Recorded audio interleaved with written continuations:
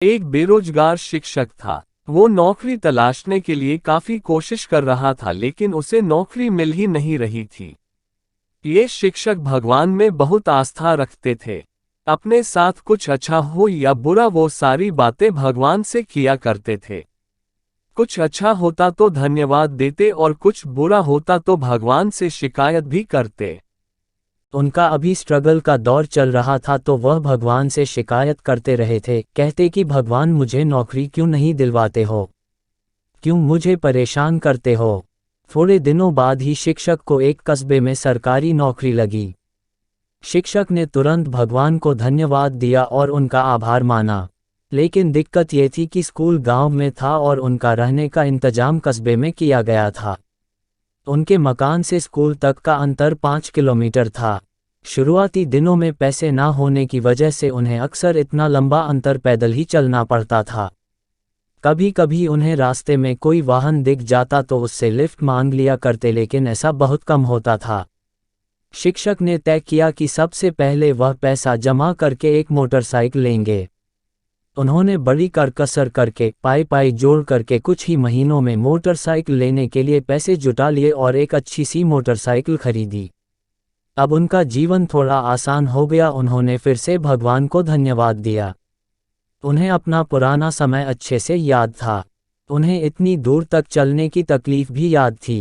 इसलिए वह स्कूल आने के समय और वापस घर जाने के समय हमेशा किसी ना किसी ज़रूरतमंद को अपनी मोटरसाइकिल पर बिठाकर लिफ्ट दिया करते थे। कभी किसी छोटे बच्चे को स्कूल छोड़ दिया, कभी किसी बूढ़े को लिफ्ट दे दी, तो कभी किसी किसान को शहर छोड़ दिया। इस तरह से शिक्षक आ रहे हो या जा रहे हो, कोई ना कोई उनके पीछे बैठा ही मिल जाता था।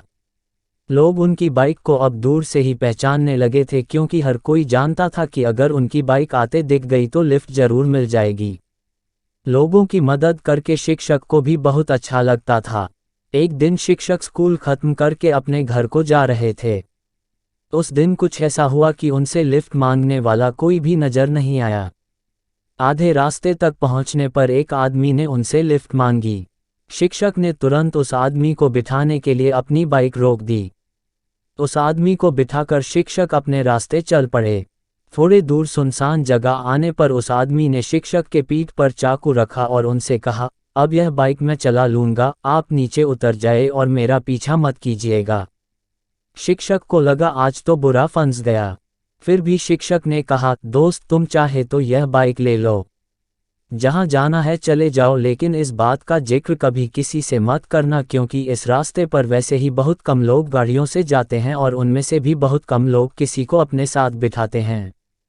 अगर इस बात का पता लोगों को चल गया तो वे दूसरों को लिफ्ट देना बंद कर देंगे।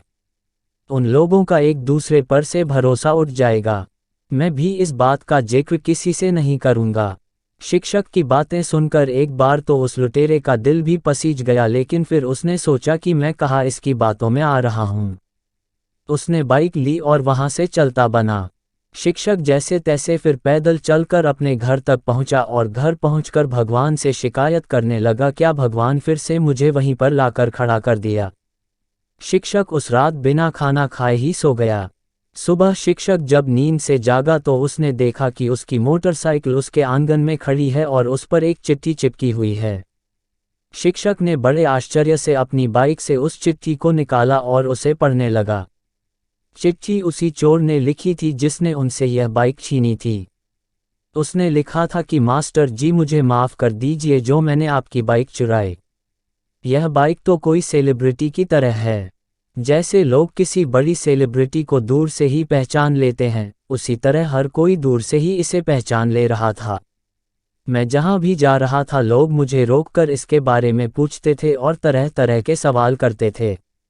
मैं इस बाइक को क्यों चला रहा हूँ, या मास्टर जी की बाइक आपके पास क्या कर रही है। मैं बहाने बनाते बनाते थक गया, लेकिन लोग सवाल करते करते नहीं थके। मुझे पक्का यकीन है अगर थोड़े दिन यह बाइक मेरे पास रही तो मुझे जरूर जेल जाना पड़ेगा, इसलिए मैं यह बाइक आपको वापस लौटा रहा हूँ। चिट्ठी पढ़ते पढ़ते मास्टर जी की हंसी छूट गई और उन्हें यकीन हो गया कि उन्होंने जितनी भी भलाई की है उसका फल भी उनको भला ही मिला है। उन्होंने फिर से भगवान को धन्यवाद दिया और फिर से लोगों की मदद में लग गए। दोस्तों, ये कहानी हमें सिखाती है कि कर भला तो हो भला, दूसरों की मदद करेंगे तो भगवान भी आपकी मदद करेगा, दूसरों का भला करेंगे तो आपका बुरा कभी नहीं होगा।